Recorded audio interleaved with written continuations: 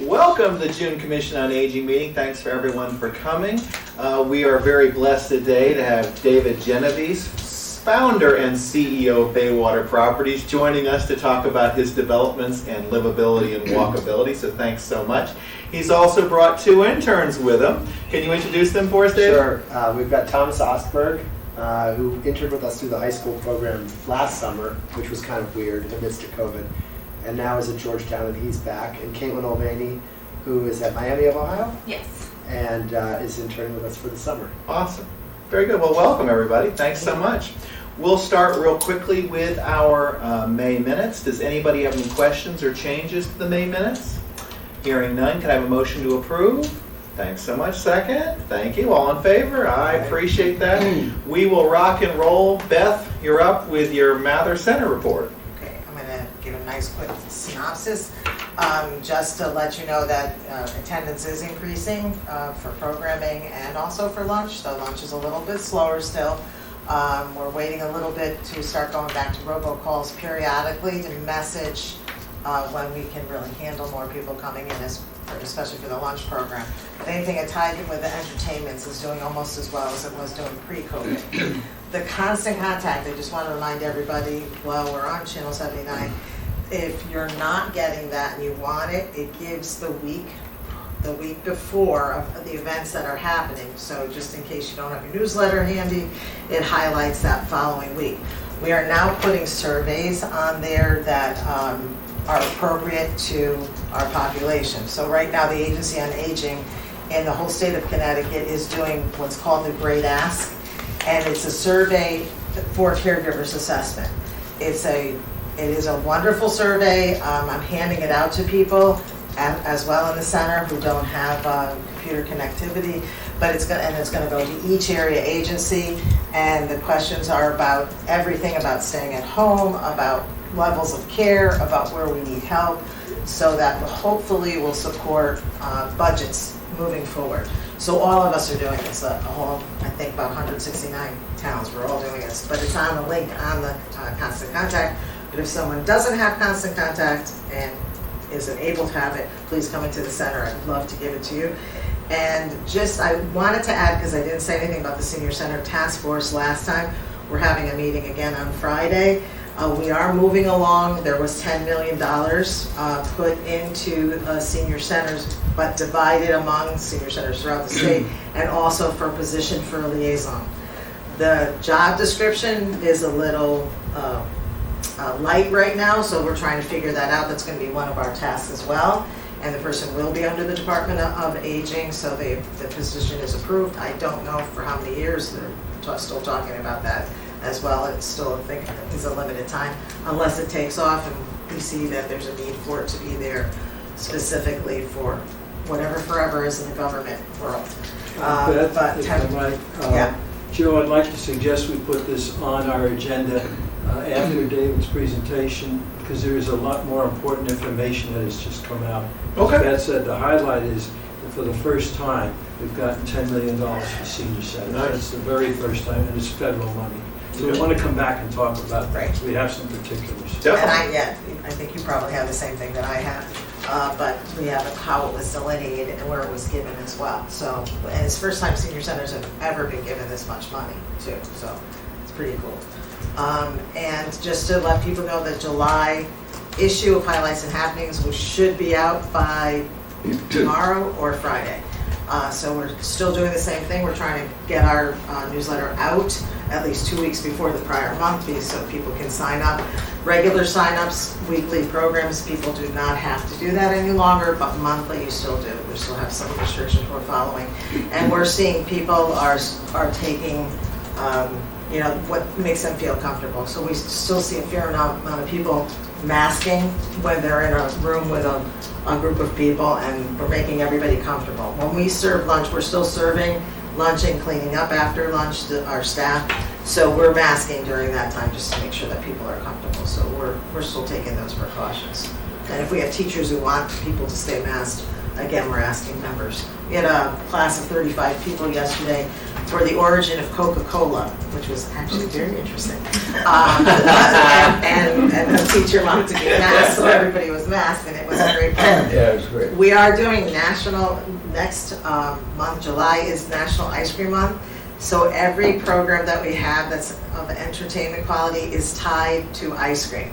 So the first one is the Alumni Swing Band on July 7th is back with us after a 2-year hiatus. They're awesome.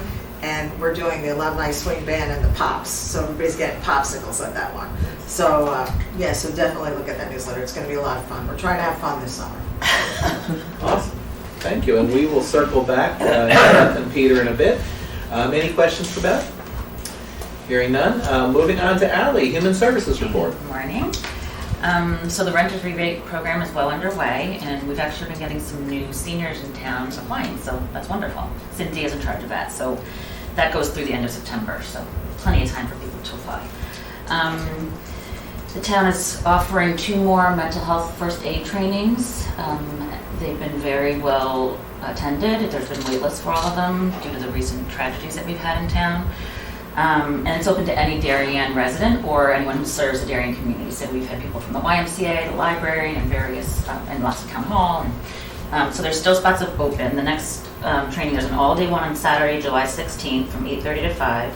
Or they break it into 2 days, July 13th and 14th from 8:30 to 1. So anyone who's interested. And then we'll probably continue if there's a demand. We'll skip August, but we'll probably continue in September if there's a demand.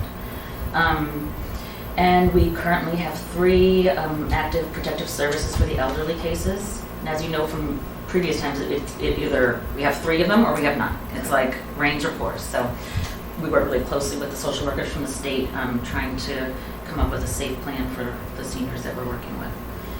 And I haven't said this in a while, but the emergency call list, storm season's coming, hurricane season. Yeah. So if anyone wants to be added or has a neighbor or loved one that wants to be added to our list, we call people prior to the storm just to make sure they're prepared. And then if there's power outages or ongoing issues, we'll check in with them to make sure they're okay. So call our office and add your name. Thank you, Ally. Any questions for Ally? Ally may have to leave a little early today. I know she's got to go, so thank you so much for coming. And now, without further ado, David Genovese, once again with Baywater Properties, is going to talk to us about his developments in terms of walkability and livability. Are you guys so sick of this? Well, you're not sick of it yet. Yeah. My son interned with us this year, illegally. I confess. Oh, I'm on Channel 79.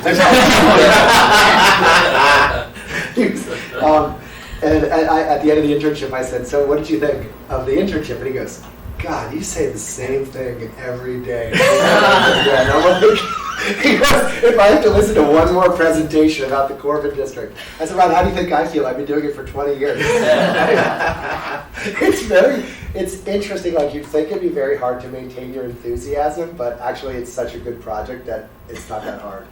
And I think now we're starting to see, really the fruits of our labor coming out of the ground, and it's been super satisfying. So thank you so much for having me. I'll take you kind of through quickly what we have. How much time do you want me to spend? As much as you want.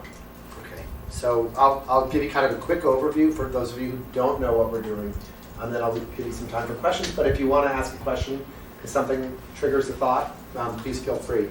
And I'm going to share with you some details that we really haven't shared publicly, other than a couple of meetings, but not on the internet, not on the website or anything. Just to kind of give you a little glimpse into what's really happening now. The quick story is we started working on this almost 20 years ago. In 2005, Dr. Felder and Steve Zangrillo having been the founder of the Sport Shop, approached me and said, we're getting older and we've got some health issues and we need to sell these 2 properties or 4 properties that we own downtown. One was the post office and one was 10 Corbin Drive. And they said, we really want to sell them to someone that we trust and that we think will do a good job with downtown. The Zangrillos obviously still own the Sport Shop, and so what happened across the street was very important to them. And and Mr. Zangrillo really wanted me to kind of make a commitment to him that I wouldn't do anything that would hurt the Sport Shop. Like, we wouldn't lease a space to Mitchell's, for example, of Westport, right? Which was something that, of course, we wouldn't do. And so we started this dialogue, and it took about 2 years.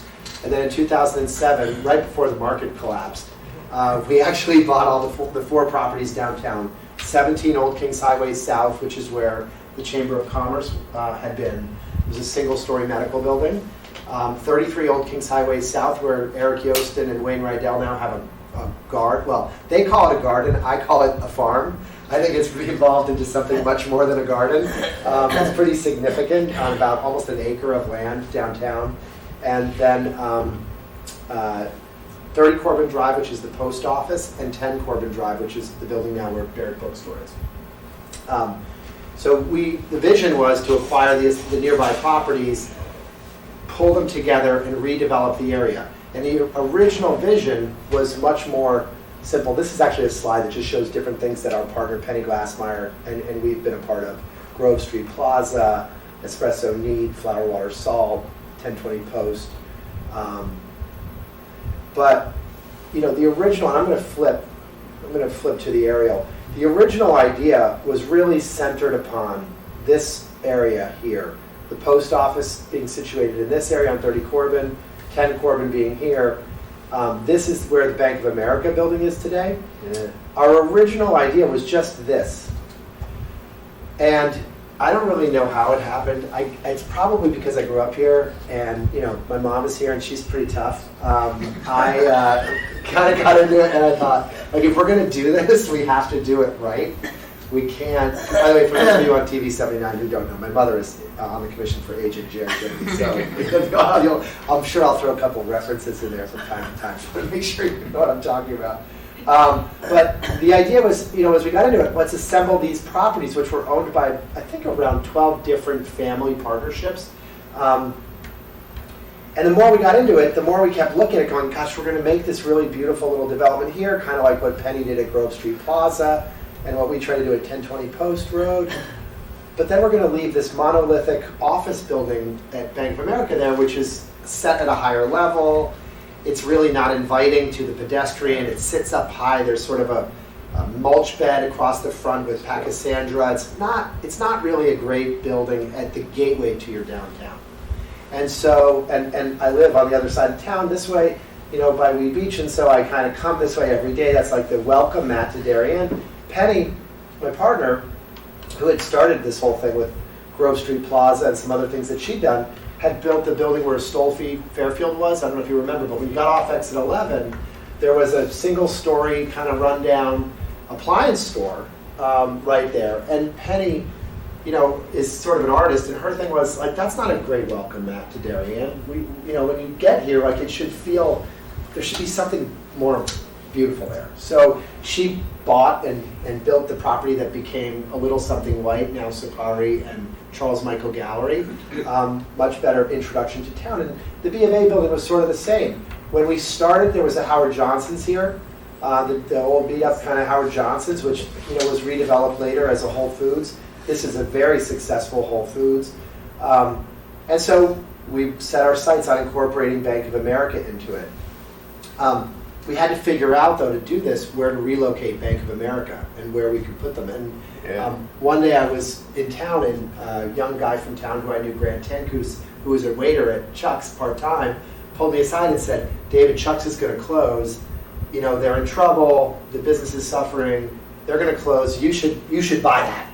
And what he didn't know, but I knew, was that there was a quirk in the zoning regulations that would allow us to put a bank branch in that location, because in that part of town, you've got the car dealers, or the two car dealers, and you've got the two nurseries, because they do what's considered an outside sale. So part of their sale happens in the open air.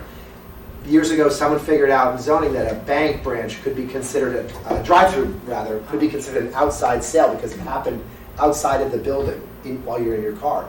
So I knew there was this quirky little thing in the regs, and the town had pretty much banned putting more bank branches downtown. So we very quickly bought that property, talked to Bank of America before, and they said, yeah, we'll go there. Unfortunately, after we bought it and after we started working on it, it took about 3 or 4 months for them to get to their committee. The idea was rejected.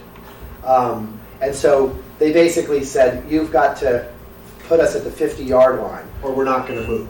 We have a good deal on this building. It's old and ugly, but it works for us. It's a very successful branch. You have to do that. So basically, we started working on how to put them here, and we came upon the idea of the gas station. Shake Shack was really an afterthought.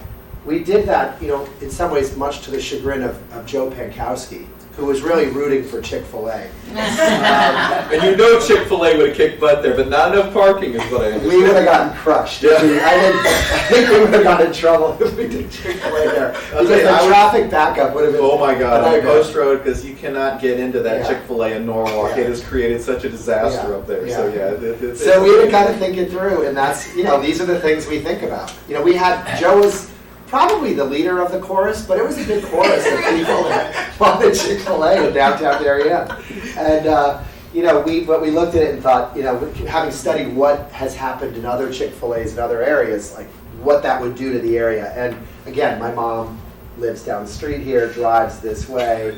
God forbid, there's a traffic jam created by something that I did, that would be a problem. And so we went with Shake Shack, which I think has worked really well. And, from one of the things I say to people all the time, and I don't know, these guys are kind of getting a window into it. We think about every decision we make, whether it's a physical decision around a paint color or a material selection or a tenant.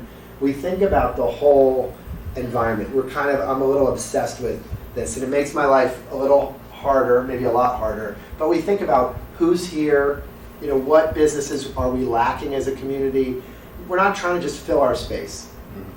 That's sort of my commitment to Darien. And so, we also try to think about, in terms of impact on value to the community, what will that business do? And from our point of view, when the Whole Foods landed here, that had a very positive impact on the desirability of Darien, because the knock on Darien, getting to what you guys really want to talk about, was always, you have these beautiful beaches, you have great schools, you have great people, first and foremost, but you have a really kind of cruddy downtown.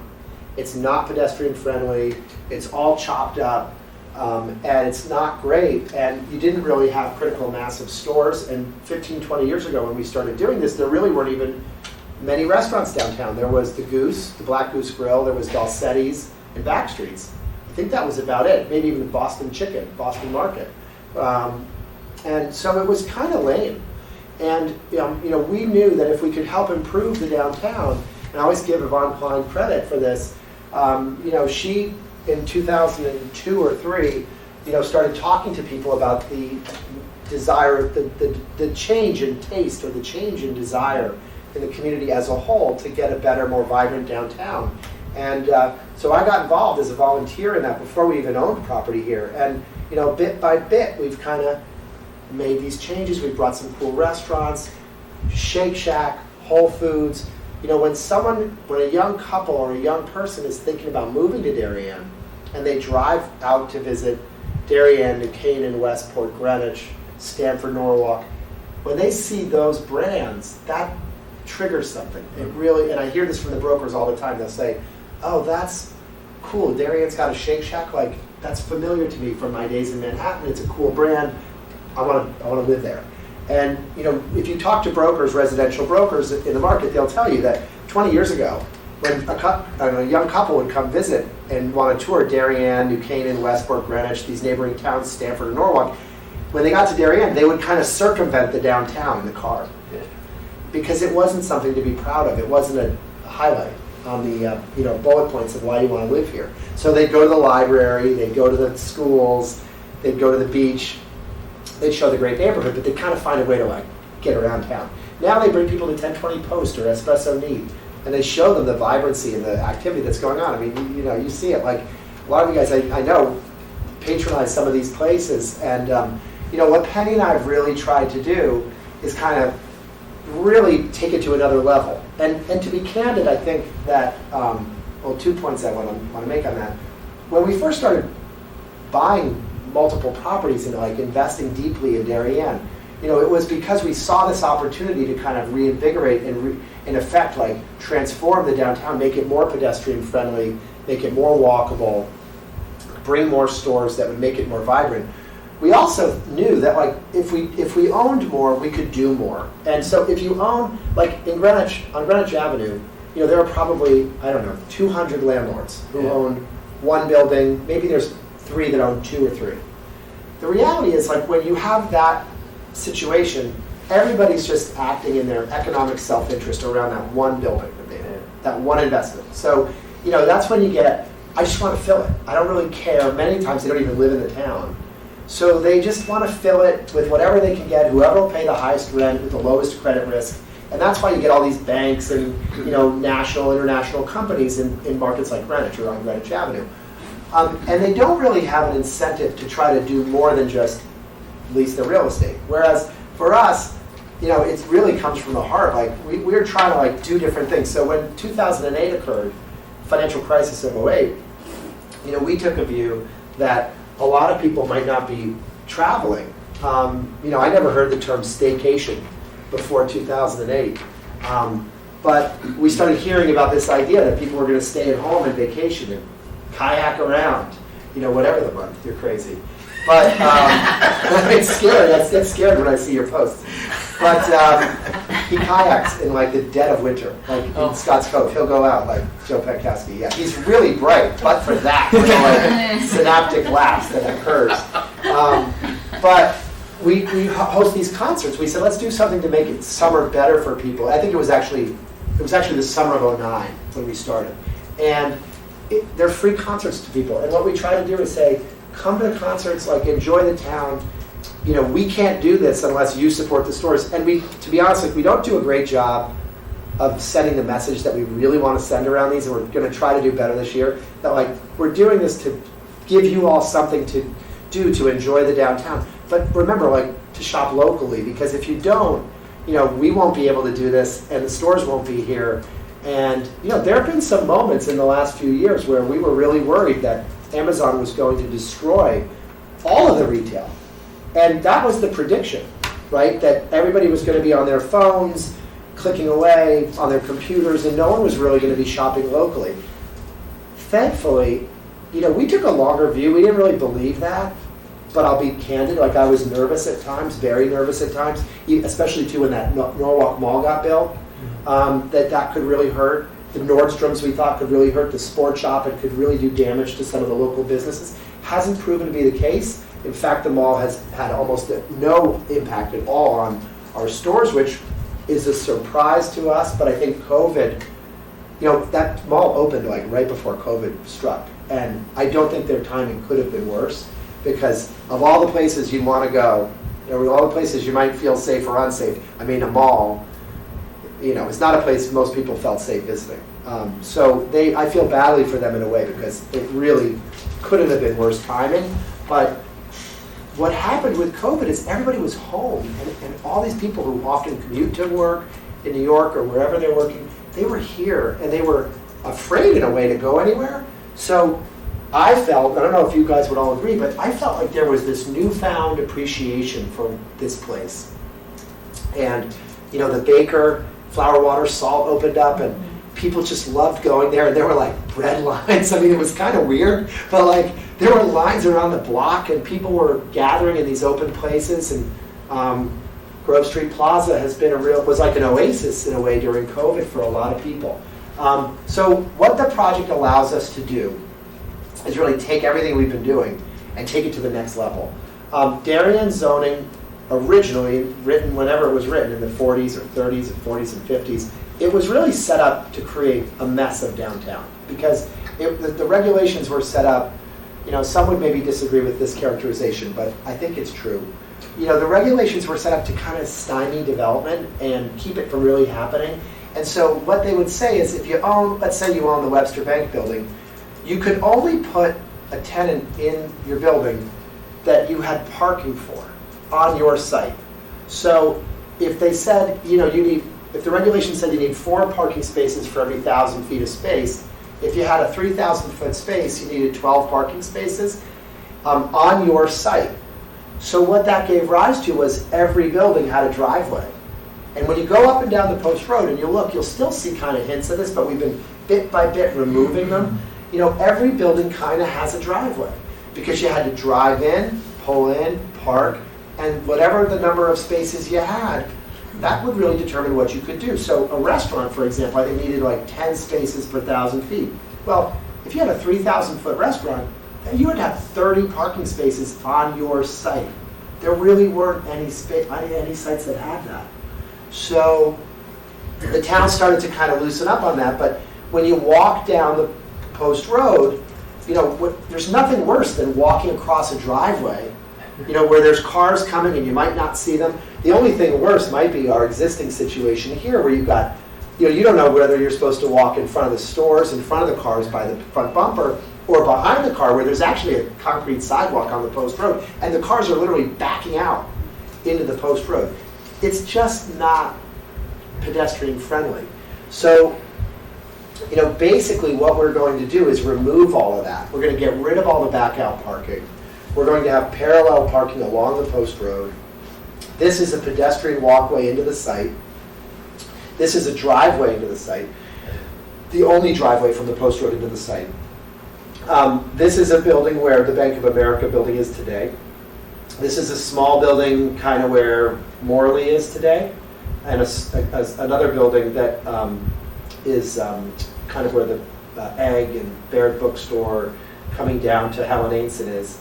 And what we're going to do, and we've been talking to the town, and we almost have permission for this, is there's a driveway in, because we want to get people off the Post Road quickly into the parking, so you have choices.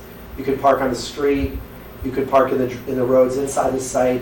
There's a surface lot here. I'm sorry if that's kind of faint.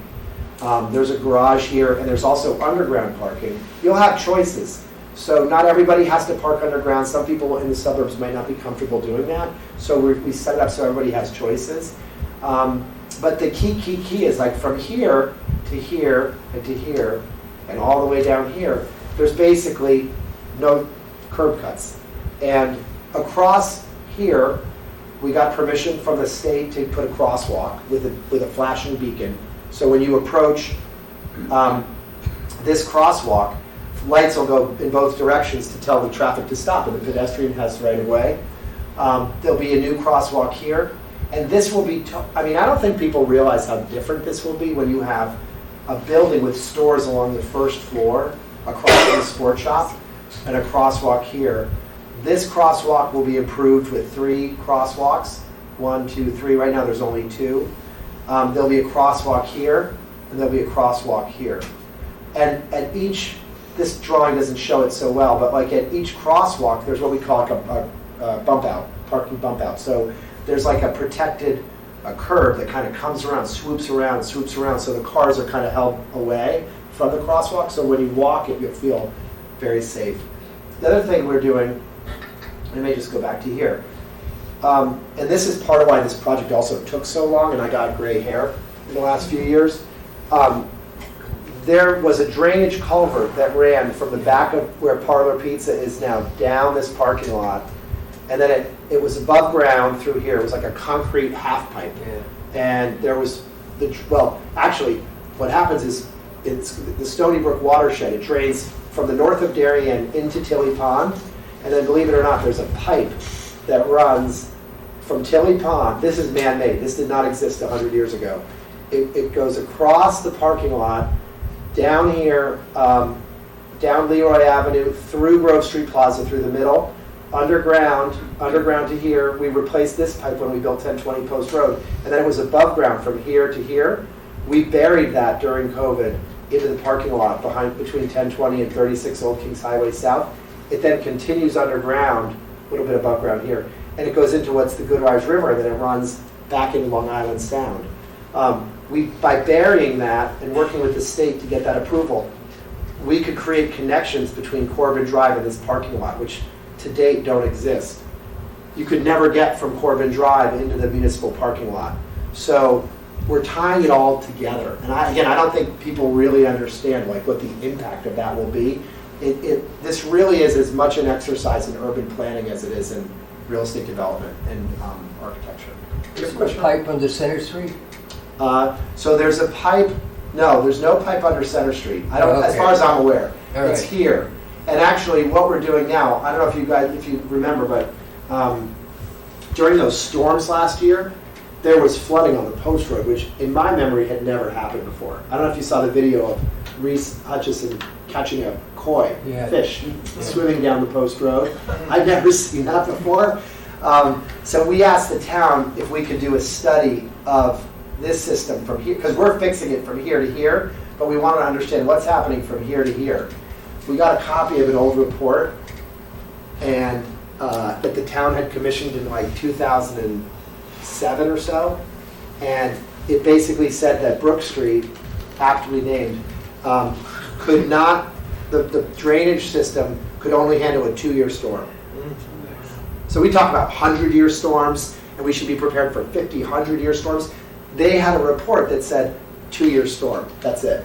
So what's going to end up happening, we proposed a public-private partnership between the Coons family who own this parking lot, the Glassmeyers and us, Baywater, and the town, to study this, to make recommendations, and to basically upgrade the drainage system from here to here and fix it and solve the problem. Because our point was, we're spending all this money to build a great downtown, we can't have it flood. So the other cool thing that happened during COVID, if anything cool happened during COVID, was, I don't know if any of you got to Greenwich Avenue, but Lower Greenwich Avenue during the summer of 20, they actually closed the lower section of Greenwich Avenue to cars. And so all of the restaurants were able to spill out. Is that me? Sorry. All of the restaurants were able to basically spill out onto the street. And it was really fun. And, you know, but unfortunately, once COVID was over, the retailers were squawking, and so nobody would allow them to do it again. So we've asked the town for permission. This is a street which will have 28 parking spaces. It's an internal street. We've asked the town for permission to close this street seasonally. And so everybody signing a lease now knows the deal. So there won't be any, oh, you didn't tell me that, you can't take away the 28 parking spaces. And we're saying it's 28 parking spaces in the context of over 800, so it's not really material. If we can close this, all these restaurants, so this is a Japanese restaurant from Greenwich that we're bringing to Darien called Hinoki. This is a restaurant from Washington, D.C. In Nantucket called Millie's. This is a restaurant, national restaurant called True Food Kitchen and Chopped. And this is potentially a restaurant from Greenwich called Orienta or Le Penguin. And basically, just imagine a scene where this is a pedestrian walkway and with all kinds of outdoor furniture like Grove Street. This is closed, and all these restaurants have outdoor seating with lighting across between the buildings. I mean, there's nothing like that in Fairfield County. So, we could all, each of us could be at a different restaurant that night and we'll see each other. And again, part of the spirit of this is like, how do we bring the community together? Because we know that's really healthy and important. And, until 20 years ago, you never really saw anyone downtown other than at the Sugar Bowl. I don't want to bring that up. That's kind of a sensitive topic today. But that's kind of a goal of this. There are 112 apartments between these buildings, and this is an 85,000, 90,000 foot office building. And basically all these other buildings have apartments above. These are some images of what the post road would look like. And one of the key things that we've done in the design of the project is we've worked really hard to make sure that even though it was more expensive, it looks like a series of buildings that happened over time.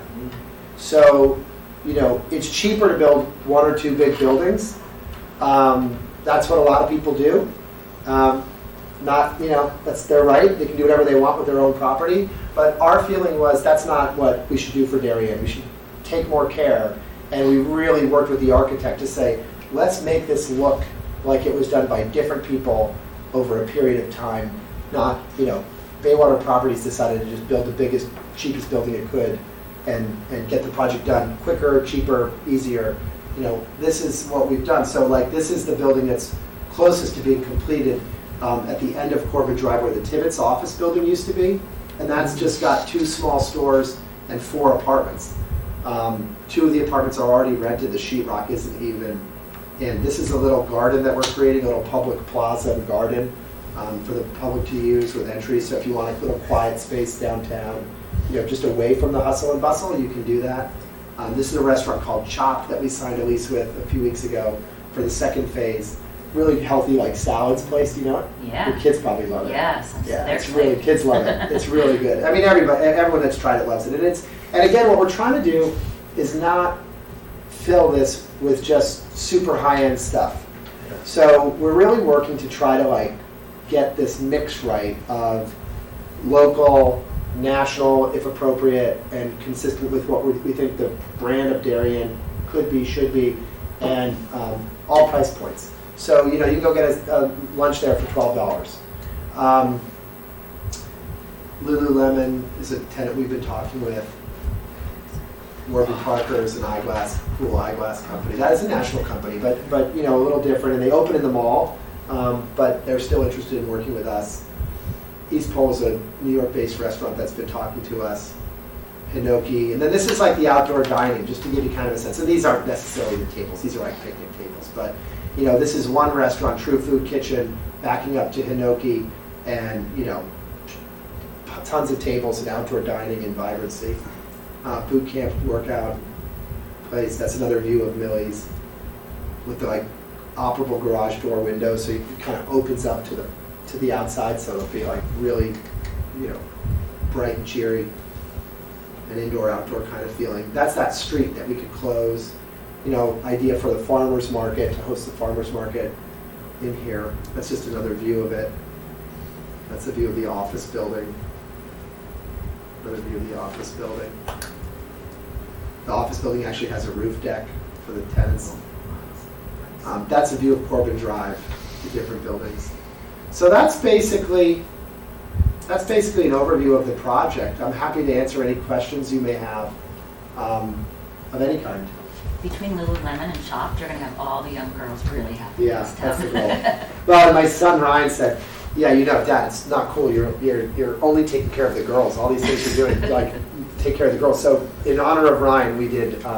We came to an agreement with Garden Catering, and the kids. Have you any of you ever had Garden right? Catering? Yes, Yeah, they're in yeah. Greenwich and Stanford. They're owned by a local family from Greenwich. It's all like chicken. It's chicken nuggets. It's not Chick-fil-A, but it's good chicken nuggets with cones, and it's really good.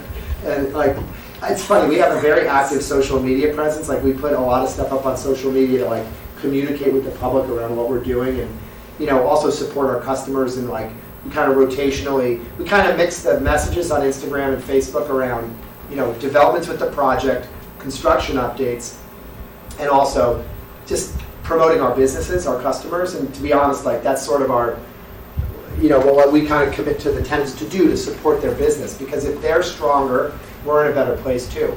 And so that's kind of the value proposition. If you work with us, we're your partner. We're not just taking your rent. And it's been interesting how that's all evolved. Well, you proved that during COVID when because you probably don't make this public, but you were really cutting your tenants a lot of breaks, which was quite remarkable given what was going on. So kudos to you. Thanks. And Yeah, Corbin Cares, what you did for the senior center and for our families. I mean, well, it's that's like I say to these guys, it's so crazy because no real estate development company does the stuff we do. And sometimes I go, how did this happen? It's so interesting and sort of strange, but it feels right. And when we were in the darker hours of COVID, the early dark hours, I would say, the very early dark hours, I pulled my whole team onto a Teams call, right? We closed the office, and I said to them, this is a moment where you're going to prove what you're made of. And if you're cowering under your desk, you have to understand that your tenants are freaked out. Everybody's scared. So they're looking to us for leadership. So if we get under our desk and hold our heads, that's not going to help the situation. And just cut people slack. They're going to freak out. They're going to get mad at you. They're going to be upset. They're afraid of losing their business. But we just have to figure out how to get through it together. And if we can do that, they're never going to forget it. And that's what we did, and we just got into that mentality of okay, how are we going to do it? And it wasn't easy because truthfully, as I said to people, I had conversations from 7 a.m. until 7 p.m. every day. I just sat in my kids' playroom and was on the phone all day, all night, saying to people, not everybody was impacted equally, so not everybody gets a break. If you're the baker was cranking, you know, and there were people who were actually doing fine, or there were people who could work from home. You know, we also work with office tenants and medical tenants, but the restaurants were crushed. And so we worked together, and then we came up with the Corbin Cares idea through a friend, and that was incredible. Amazing. Yeah, like that was, I mean. 2 rounds of it for the families Yeah. that we work with, yeah. Yes, Ray? Yeah, you're locking them in, retail in for what, 10 years? at least? 10 years. 10, okay. Yeah, some longer, some are like 15. Small guys, 7. But yeah, it's really interesting. And I would tell you that there's 3 legs of this stool. There's apartments, there's office space, and there's retail. And at any point in time over the last 20 years that we've been working on this, you know, each of those legs has had a different kind of situation. You know, there was a moment in the beginning, I would say in the beginning we thought retail was the best. And apartments we believed in, but we weren't 100% sure if people would really embrace downtown living. And, you know, the office I believed in, because I knew that Darien needed better quality office. But, you know, there was a period of time where we were talking about the retail apocalypse and like the malls are dead and virtual online shopping's taking over and Amazon's going to kill the world of retail. And now that's changed. Like everybody, you know, we get sales numbers from a lot of our stores, so we see what they're doing. And some of our stores are doing extremely well. So it's really been totally fascinating. One thing I would talk about, I think I should touch on too, just in terms of like the housing, because I think it's interesting. So, you know, there are a lot of people who've said, oh, you know, you're going to have all these apartments, it's going to flood the schools, you're going to cause problems, the schools are going to be overwhelmed. I never believed that, at least with regard to our project. I can't speak to Norotan Heights. I don't know what the situation is there. I don't interact with those people in the same way. But what happens in our world is, you know, we already manage 1020 Post Road, 745 Post Road, and Penny and her team manage Grove Street Plaza. So between us, we have something like 30 apartments downtown. And other than one, we have in 30 apartments that I'm aware of, we have 1 kid in the public schools. And he's in that apartment because his mom got one of the affordable units that we have. So, you know, the town wanted affordable housing. We made a commitment to do it for 10 years. Actually, it's like 14 or 15 years now, and we're still doing it because we just think it's the right thing to do at 1020. But that has not been our experience downtown. The way we're marketing these units now, and the way I do it, because I'm maybe a little crazy about this, but I take the first call from every person that calls for an apartment. And so, unless they call their broker. But the website, everything comes to me first. So I have a conversation with every tenant that is thinking about coming here, because it's also, I want to tell them the story of what's coming and explain it. It's not obvious. You know, when you go out there and look today, what's happening.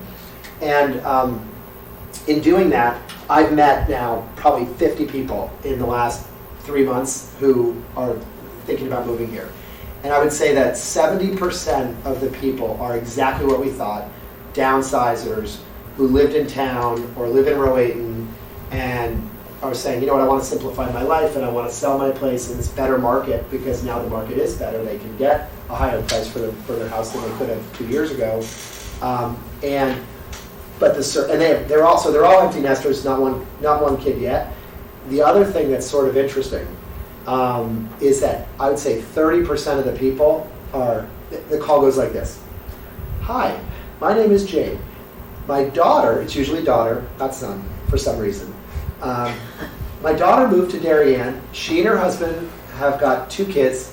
We live in Puerto Rico, Chicago, LA, and we are going to sell our primary house. We want to be near the grandkids.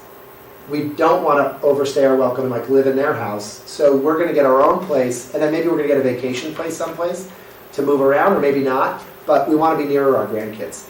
And that is a market that has totally caught me by surprise. I never, ever would have expected that. But I think it's a COVID impact. I think it's this realization of like, time's going by quickly, and you know, when you couldn't travel and see your kids or your grandkids, you know, 2 years was a long time. And I think that's what's going on. So it's very interesting. I don't know if that's happening up in Norotan Heights, but it's definitely happening with us. Yes, sir. What we tend to forget is, you know, 15 years ago, 14% of our population was 60 years of age or older. Now it's 18%. And if you project out to say 2035, in this town, it's going to be at least a quarter of the population is going to be 60 years of age or older. Yeah, yeah. Yeah, you know, the thing is, Darien, you know, we didn't really have, we had some rental housing, we had Avalon, we had some condos that were built in the 70s or 80s. A lot of the condos, because back then they were so afraid of people buying a condo to like get into the school system, so they're like 800 feet, 900 feet, 1,000 feet. You know, a lot of people don't want to sell their house and move into a 900-foot condo. So what would happen is they would sell the house, and they move to New Canaan, to a condo, or they move to Rowayton, or Norwalk, and Stamford lately. And, you know, that's just not good for the community. Like, you know, what I've studied and what I've read about is a lot about, like, I don't know, does anyone know about the blue zones? Have any of you studied, like, blue zones? You do? Super interesting. Like, being engaged, being a part of a community, like, this blue zones, the writer of the blue zones, I can't remember his name, but he studied, like, places where people had extra longevity, like above average longevity. What drove that? And I can't remember exactly, but a few of the things were, you know, being a part of a community, like being a part of a place, not being isolated. Being mobile, like moving around, you know, walking around, and having meaning. Plant-based diet, like eating more plant-based foods, like not being like a total meat eater. Chick-fil-A every day would be bad for your longevity. They've got fries. So, but basically, you know, when you think about that, like it makes sense. And if we have a place downtown where people can kind of move around, you know, you've got the senior center for activity and community and engagement. To that point, in 2014, 2015, we did a survey of all the non-residents that were coming in because Boston was trying to pitch Stanford and Norwalk to utilize their services as well. And 35% of the people that were non-residents lived here before. And then left. And now we're in Rowayton, Right. biggest Rowayton, and on the Stanford Mhm. line. Mhm. So they would have downsized here If they could have. if they could have. Yeah. That was actually written out. Yeah. I still have those surveys. You know, I hear it Yeah. every day. And so, you know, my other point to the town is, like, Darien has this unbelievable tradition of philanthropy where people, you know, our taxes are low. I always joke around, like, our taxes are really low, but it's a little misleading because we're also paying for private garbage. We're supporting the schools with the Darien Athletic Foundation. Like, we're subsidizing privately a lot of things that happen through taxes in other towns, if the truth be told. That's great because you can choose whether you opt in or not to donate. You don't have to. But what happens is a lot of times when people sell their house and leave. I mean, Joe, you do like estate planning. I think it's probably likely, like if someone moves from Darien to Rowayton, or worse, moves to Florida, their advisors probably tell them you shouldn't really be donating money to local charities because that doesn't help your case if you're trying to, for tax purposes, kind of present that you're now a Florida resident. Or if you go to Rowayton or New Canaan, you become less connected to the things, the nonprofits in this community, and then you don't support them as much. So there's other knock-on negative effects of not having a place for people to age in place in a housing choice that they want. And I don't think we talk about that enough. I don't think we think about that enough. We boast of like how great it is. We're the youngest town in Connecticut. But we're missing something in that, I think. And so, you know, I think this project, I hope, you know, the things that are happening in Roden Heights, I think they're going to give people other options for staying in a simpler situation over time. So, anyway, thank you. very much. Yeah, thanks so much. Absolutely great. It was totally fantastic. Thank you, David, so You're much. welcome. Any final questions for David? Hearing none. Thank you so much for coming, and we really appreciate it. And very fascinating. We look forward to watching what's going on over there. It's seeing that first building going up is really cool. Yeah, thank you. And I'll give a plug for our newest customer. If you haven't tried it yet, go check out Crepe Choupette. Okay. It's right next to Greaves. And literally, I had lunch there yesterday. You feel like you're in France. You will feel like you were in France, don't you think? I mean, the owners are French. The music is French. It's really got a really neat vibe. So try that for lunch if you can. Very cool. Thank you. Awesome. Thank you. Thank you. Perfect. So we'll move on, and I know we want to return to what Beth was talking about. Peter, you want to take lead on that? Well, I'll let, if Beth has the details, maybe she can give some Okay. of those, and then I want to fill it with a couple of major points, though. Sure. Just do that. Absolutely. Well, what I have the details of is where the money went for the Department of Aging and Disability Services. 2 million went to blind and deaf communities. Senior centers got 10 million. Meals on Wheels got 3 million. Respite Care for Alzheimer's got $1 million, which is amazing. Area Agencies on Aging got 4 million, which will be distributed in grants across Connecticut. The Dixwell Senior Center got $100,000. The Eisenhower, which is in Bridgeport, got $100,000. Orange got $100,000, and the Sullivan Center in Torrington got $100,000. Now that's unprecedented. We had a lively discussion in the last senior center task force group that we had, because they got that money for diversity reasons and because of infrastructure. So that, because during COVID, again, they showed themselves as focal points, but they didn't have as much of what they needed to be able to serve their communities. So that's kind of like a first. Well, that is a living definition of what an earmark is. So again, when I asked about why these senior centers got preference and each got $100,000, they were earmarked by the politicians, and I was told that they already had plans in place that they needed for these senior centers. What we have been told is that it's not going to be that way going forward, and that there's going to be requirements. And probably the first thing is going to be a judgment on 168 senior centers in this state, how many people those senior centers touch. So to measure the size of the senior center as well as the condition. Now, there's a lot of good news in this. I love the Meals on Wheels, okay? Because it's not Meals on Wheels, which is wonderful. In other words, it's just a label that they put on it. But it's nutrition for seniors.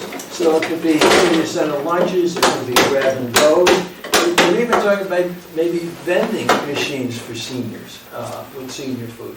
But to take a look at nutrition and bring it to seniors, and just putting the label on it.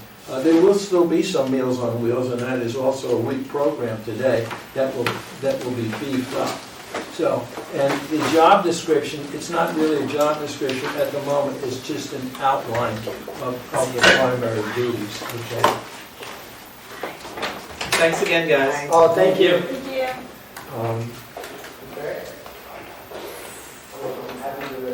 One thing which I just want to lead into, and I want to leave, I know Joe likes to finish. No, we took a long time with Dave, which was totally worth it, so take your time. Okay.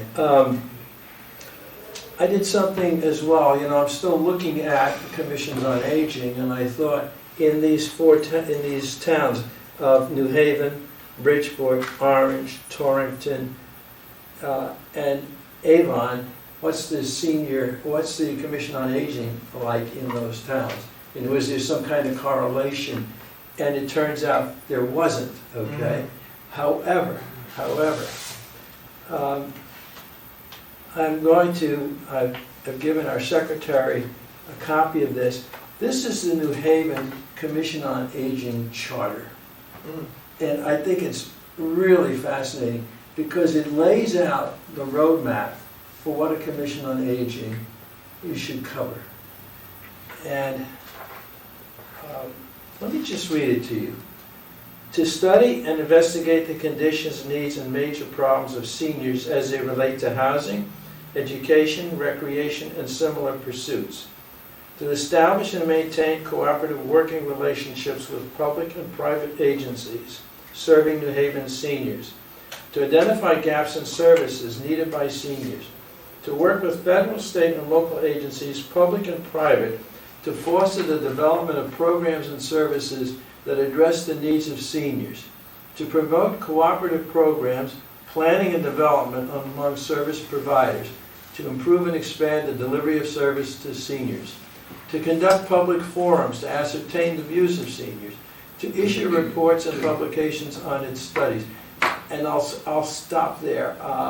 There's about 6 or 7 more.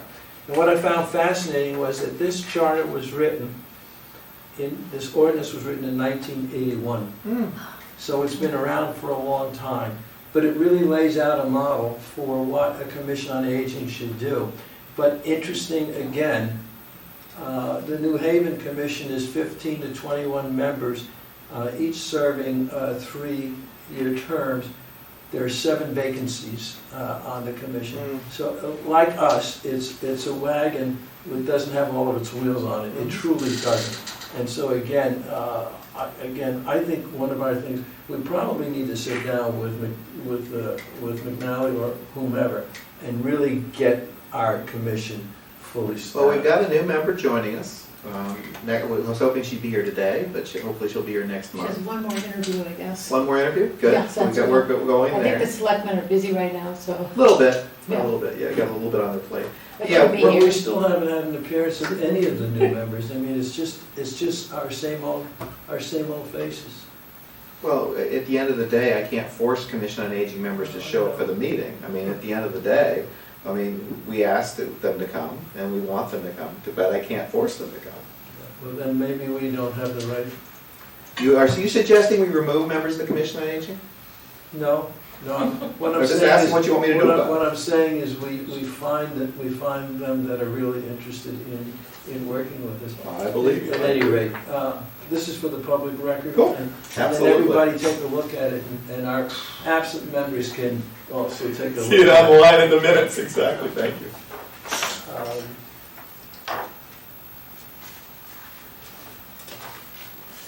Anything further on that? Well, just that I do have the outline also of the job description, but we're not supposed to be sharing that yet.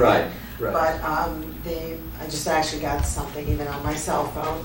On June 23rd, the entire CASP organization, all the directors are going to be invited to attend the meeting, because one of the things we talked about at our last meeting was it's important that we start talking to all the directors for some input, let them know where we are right now, and let them all express, and we're gonna come up with some sort of a survey of what it is that they would like this person to do as well. Because the job description needs some input. Again, it's bullet statements of what there's of responsibilities we want the person to have, but how will they work with us? And how they work with us will be kind of determined by how we can work with them too. Because one of the things that we've brought up over and over again is that every senior center's staffed differently. And it doesn't depend on the population that you serve or how many people you serve. It depends on really the support of the community. And if you want to do a model, like look at Westport, that doesn't really have that much bigger than a population than us. They have 8 full-time staff members. We have two full-time staff members and 3 part-time staff members. So if you look at them and you see what they're doing, some of it, especially the virtual world, which that's another thing we're gonna look at too, that things might necessarily be hybrid and virtual for all of us again as we move forward because of COVID. So this person is going to be needing to look at that too. What are the new techniques and advantages that we need to have? One of the things I did mention when David was here is that in the last 3 months, I've seen many people, I think I'm up to 22 right now, family members that have come in with frail elderly for COVID reasons. They're moving them into their own homes for a period of time before they can figure out either whether they're going to do assisted living or if there's another environment. That's because of COVID too. That's a large number of people. I'm meeting with actually 2 people today. Another 2 people called in. So that's something that is really like, look how mom and dad aged. Look what happened to them in the 2 years that we were only able to talk to them and not find out what's going on with them as well. So we're going to see, even in the senior centers, an expansion of, which I think that's my favorite thing in the world, that there should be something for frail elderly and mildly cognitive impaired in the community, especially for folks that don't have the wherewithal to be able to adapt to assisted living, which can be very expensive, but also for the families that want to keep their moms and dads with them for as long as they possibly can. They should have that sort of an option. So the senior center should be from the new active retirees all the way to the frail elderly and have a level of that. So that's going to be something that will be an expanded mission to look at. And with the at-home You know, in our environment, we actually have an at-home here.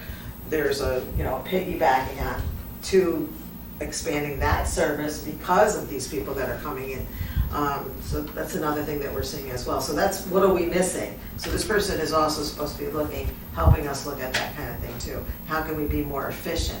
We're also seeing the structural, that some towns are human service director, like Ally would be the director of the senior center because she's the municipal agent. And then you would have a senior center coordinator, you'd have a program specialist, you have an activity assistant, all full time. Do you want to change? You know, is there a better way of delivering service?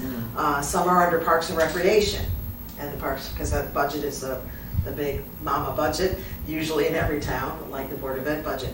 And are there synergies there that would make your tax dollars more efficient and another way of delivering service?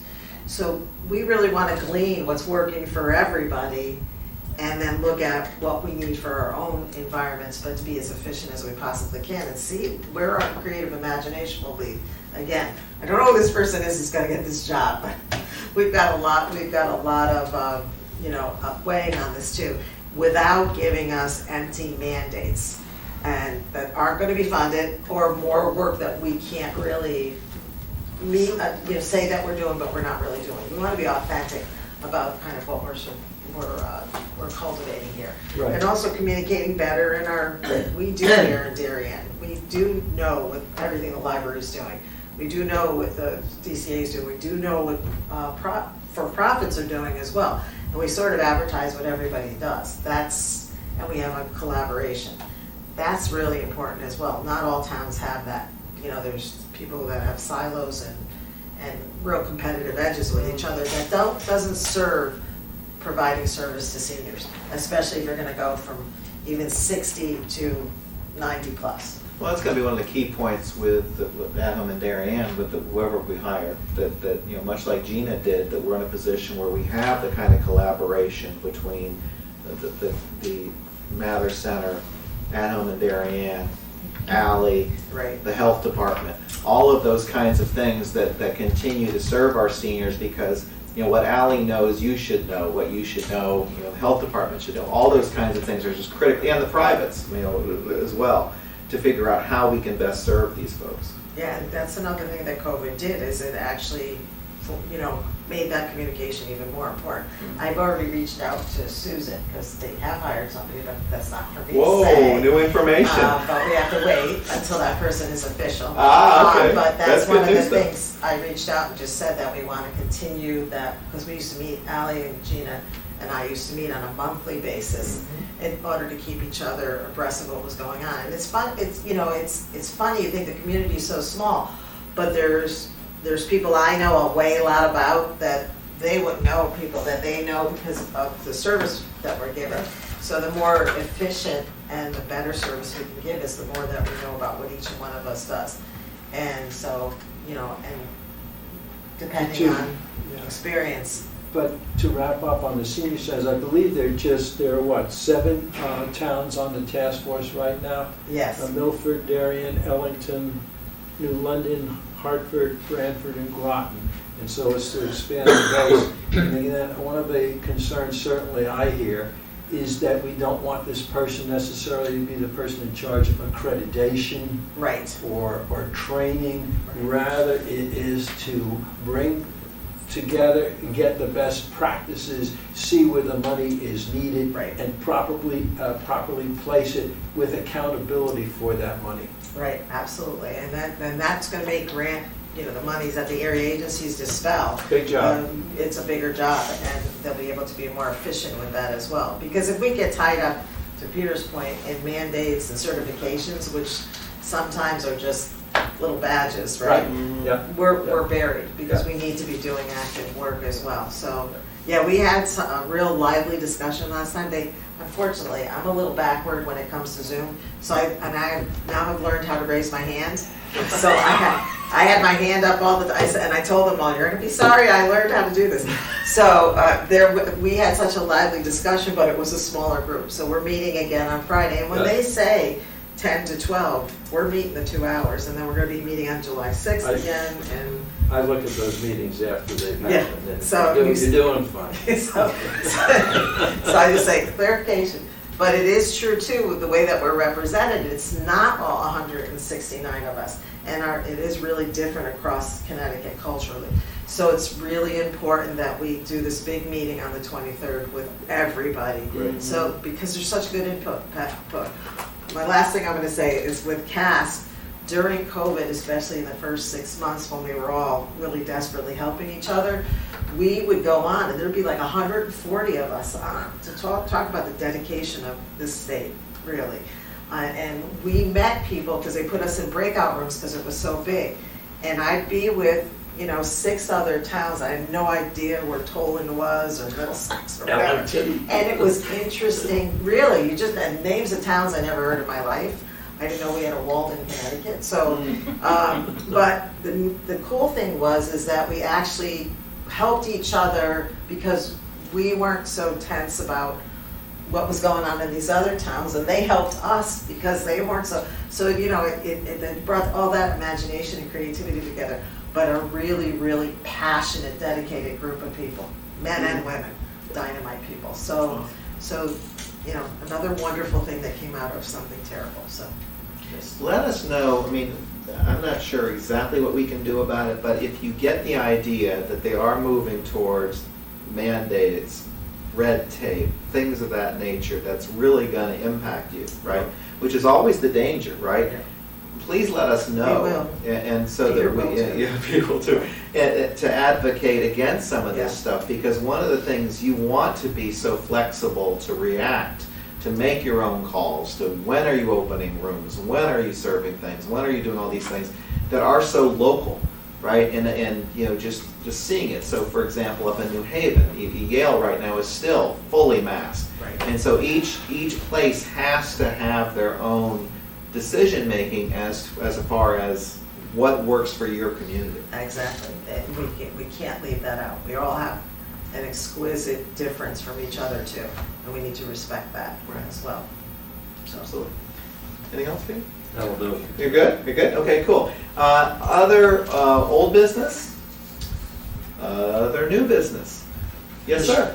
To touch on Beth's point, we were hoping we actually could have our new executive director for this session today, because obviously the onboarding process of getting them familiar is going to be very important. Right. But we had it just takes forever to get this stuff done. But anyway, so at whatever our next meeting is, we'll have the executive director for AHID here. Awesome. We've got a board meeting this afternoon. Hopefully, a person will be at that meeting. We'll see. And again, just to back on Beth's point, we just had the best month post-pandemic on rides. So we're slowly but surely getting our way back. Now, we're still quite a ways under what we were pre-post, but it's coming back. It's come back enough that we're interviewing to hire a new driver so that we've got additional help. And one of the keys for us is going to be this whole discussion that we're having now is how do we ensure that whatever our strategies and programming options are, that they're fully in cooperation and coordination with everybody else. During the interview process, the biggest focus we put, one of the 3 big focuses we put on this job was the interaction and coordination with human services, with the senior center, with the library, and with the town itself.